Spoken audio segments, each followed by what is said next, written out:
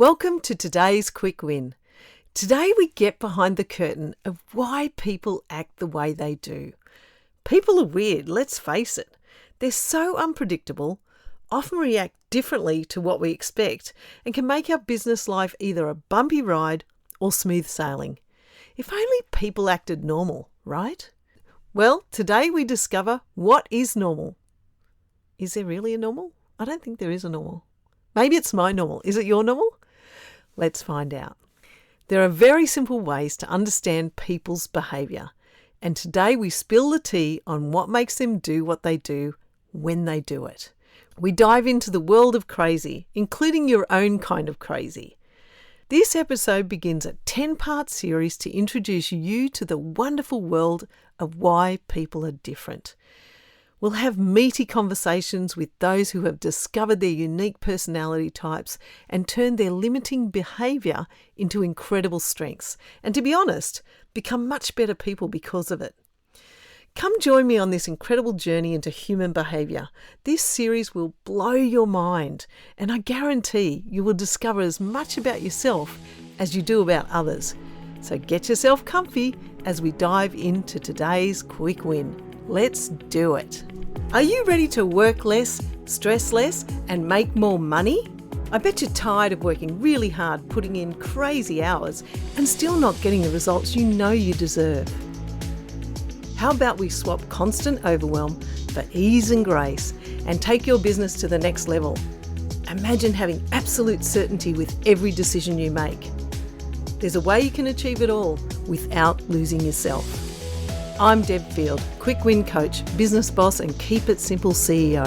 I've been successfully taking small, medium and large businesses to the next level for decades. Want to learn how? Go grab your favourite cuppa. I'm about to share powerful quick wins you can apply today. Let's create business magic with your heart at the centre of everything you do. The reason I'm bringing this information to Quick Wins for Women in Business is because as leaders we work with people all day long in our business, our partner, our children, family, friends and strangers that cross our path. People are a consistent part of life, and as business owners we know the challenges of navigating this human landscape. Today we explore how we can better understand the people around us and in doing so, better understand ourselves. We will learn why people do what they do and what makes them react under pressure. Knowing this can bring you a lot of peace of mind because things become less personal. Let's face it, the more we learn, the more we understand, the better life's journey becomes. In today's episode, I'll take you through 1. How and why we develop a personality type in the first place. Yep, we all have one, or maybe 2. Number 2, the 9 different personality types. And number 3, why this will help you in business and in life. So firstly, please know that personality types are not boxes to put people in. It's not a game. Instead, look at it this way. Personality types are a framework to help us navigate relationships with ease and grace, and a great big dose of empathy. It just makes the world a better place. The framework I like and resonate with the most is called the Enneagram. ENNEAGRAM. It's a really great way to get to know others and ourselves. And over the next 9 weeks, we'll explore each personality type in depth and speak with people who have transcended the grip their personality type has had on their lives. They share their first-hand experience with the challenges, what they discovered about themselves, and how they transcended their own kind of crazy.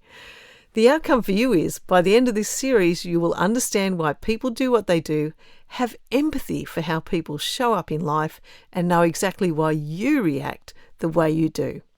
To give you a taste of what's to come, I'll share with you my personality type and how it has governed my life in the past.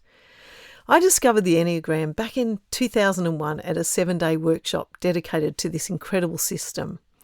I didn't know what I was in for actually, and I thought it was going to be one of those personality systems where you find your box, you celebrate how your box is a great box to be aligned with.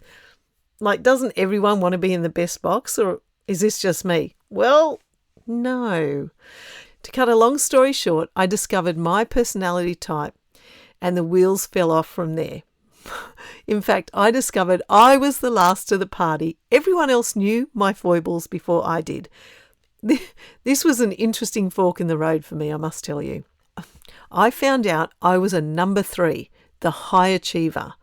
And what I discovered was that I'd been living my whole life trying to prove I was good enough, that most of my activities were to disprove my hidden belief that I was not enough. This was shocking to me. I was always proud of my achievements, and I had the I work really hard badge. Anyone else got that badge? It's a great badge. I love that badge. Anyway, at this workshop, I discovered that my preoccupation with doing kept me from living from my heart and having a functional relationship with my emotions. Big breath. This took me by surprise, but in all honesty, it was right. I'd been hiding in my doing to stay away from my emotions. Now, thank goodness there was a silver lining, because I discovered the strengths of my personality type, and I was very grateful for this good news. I mean, there's always two sides to it, right? I also found out that all of the capabilities and skills I had gathered on my not good enough journey had positioned me perfectly to live out my calling. It's almost like it's by design, right? So, to position you to be able to enjoy and learn from the 9 episodes to come, here is an explanation of what the Enneagram system is and where it came from, how and why we develop our personality types in the first place, and each of the 9 personality types in detail. So what is the Enneagram and where did it come from? Well, it's a 9-pointed polygon. Just think of it as a 9-pointed star. And if you look it up, you find plenty of info and lots of images to kind of show you what it looks like. It maps out our personality, which is really our ego types, not really our true heart nature. However, its origin, so they say, has been traced back about 2,500 years ago and was brought to Western society by a fellow named George Gurdjieff in about 1910. He makes interesting reading. I've read a few of his books. Wow, what an interesting guy. But then Oscar Icato translated the system into the modern-day Enneagram based on a number of related systems of thought about the nature of human consciousness. Now it gets interesting. Many traditions and innovations, both modern and ancient, have come together to create this contemporary and evolving theory of human nature. The Enneagram helps introduce us to our dysfunctional identity as well as our genuine greatness and true nature. 2 sides to the same coin, really. Our own Dr. Jekyll and Mr. Hyde journey, if you like. So hold on to your hats, kids. Here we go. Let's look at how and why we develop a personality type in the first place. If you follow modern-day psychology, you will know that once we are born, we evolve into a personality through a process called individuation. And you can go look this up. It's great reading. This commences from day 1. From the moment we are born, we make assumptions that the world operates a certain way from what we see, hear, and feel. Now, this sets up our model of the world, if you like, and commences the generation of our personality. And because we're not really equipped with the ability to reason logically at this early age, we don't question what we assume to be true. We simply continue to operate from this viewpoint, reinforcing our assumptions through the lens of our beliefs. Now, from birth to approximately 5 years of age, we develop 2 very strong beliefs.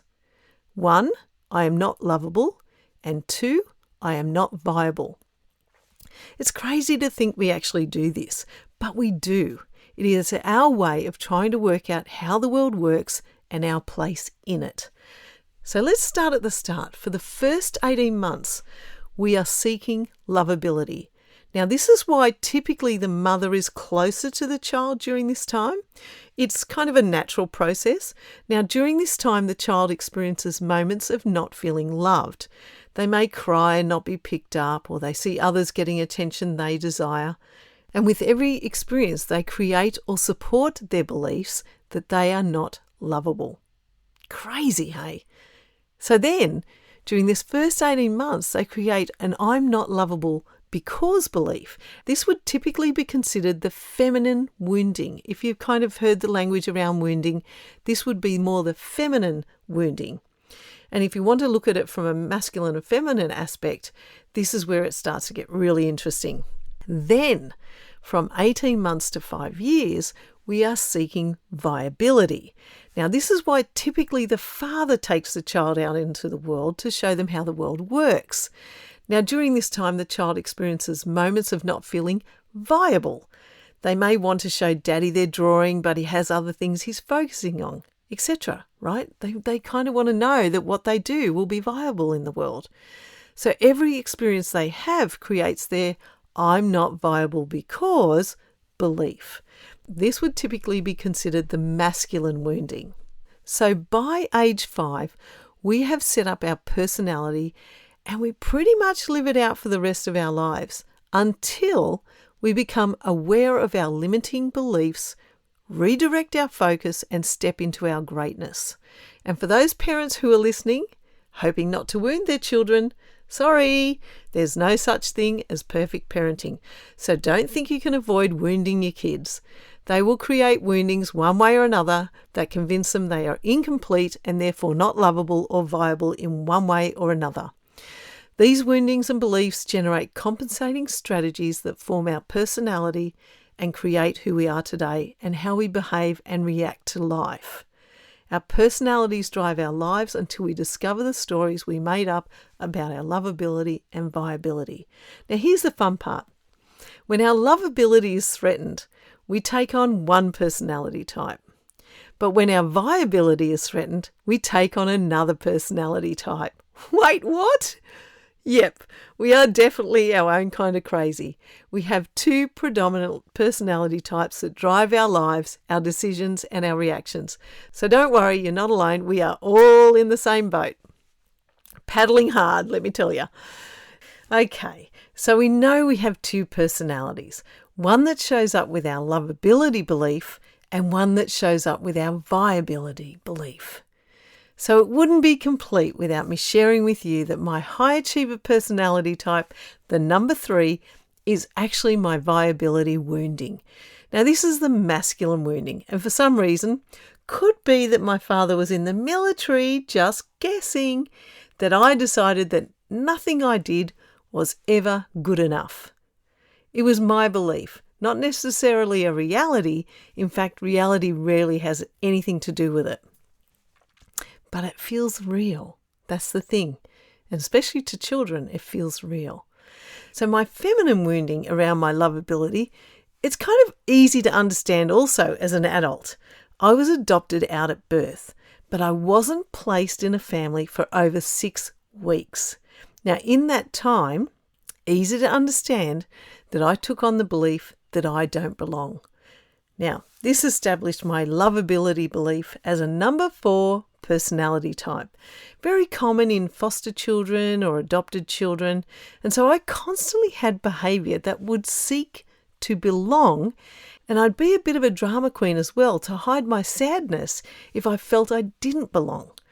This is no longer a heavy part of my life, but certainly played a big part in my first 3 decades before I discovered how all this hung together.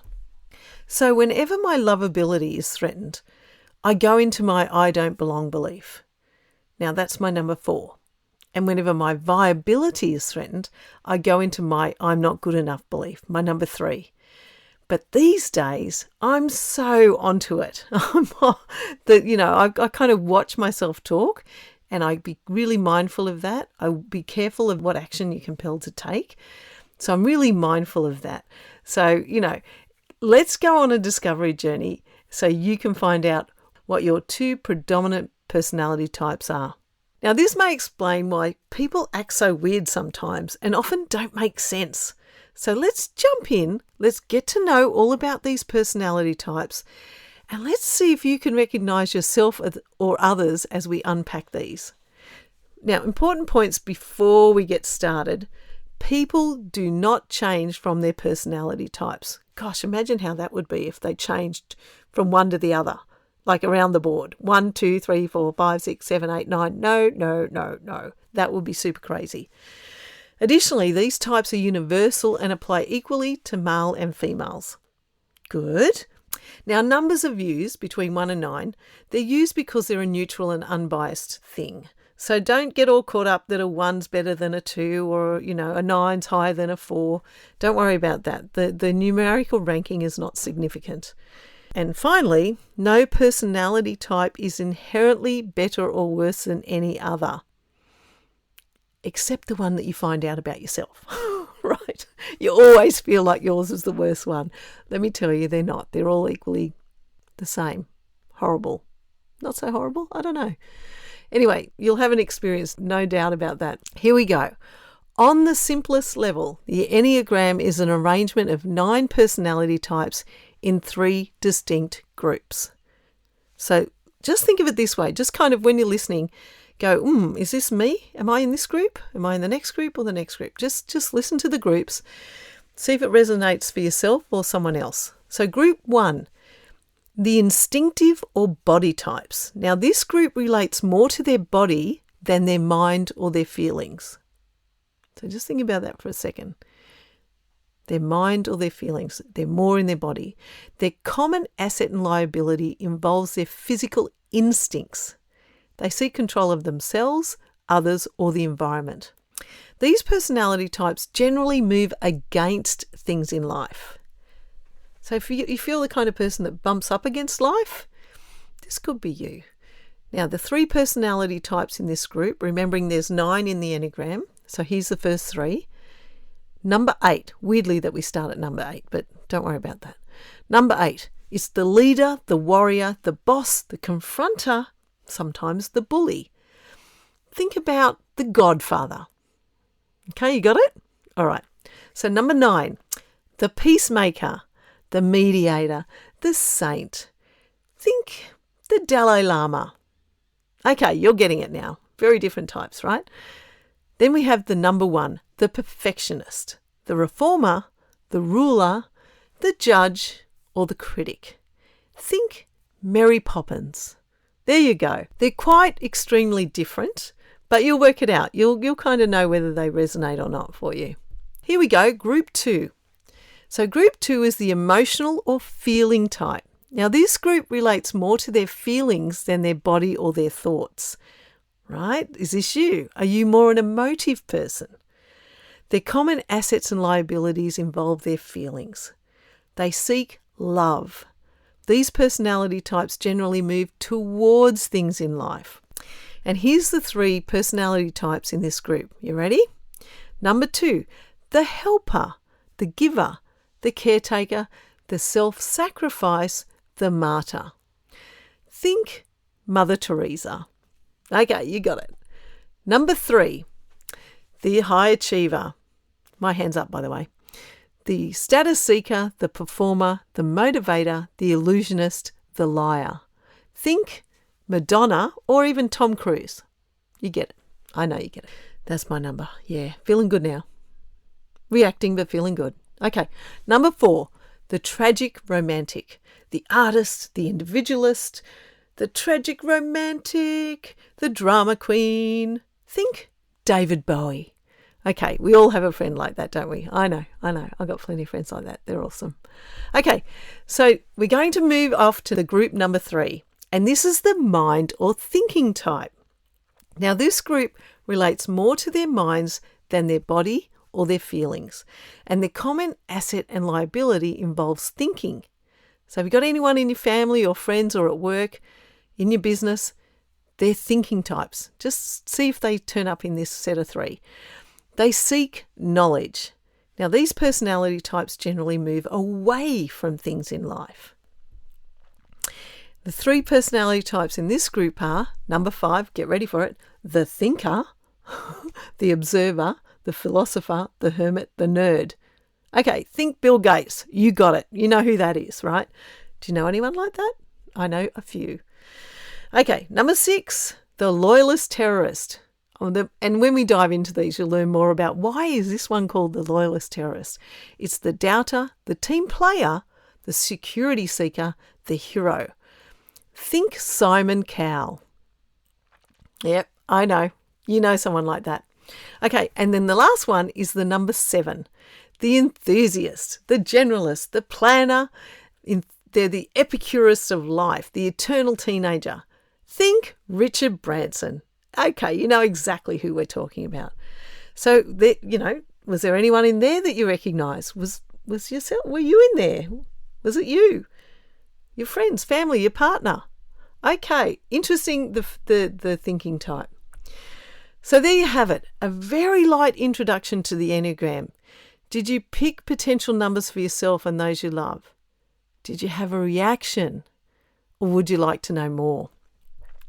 So here you go. Over the next 9 episodes, we will unpack each personality type to assist you in your understanding of yourself and others.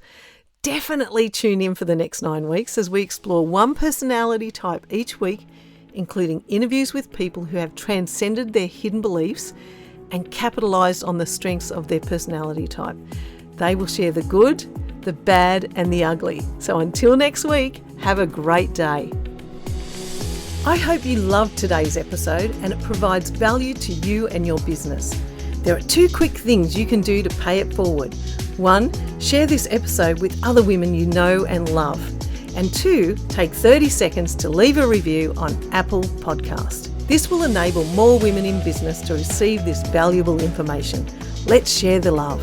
Finally, go to quickwinsforbusiness.com, get your free business checklist and join our private Facebook community where I'll be sharing additional quick win tools. Let's work together. Join me here next week with another exciting episode sharing more quick wins for your business. Have a great day.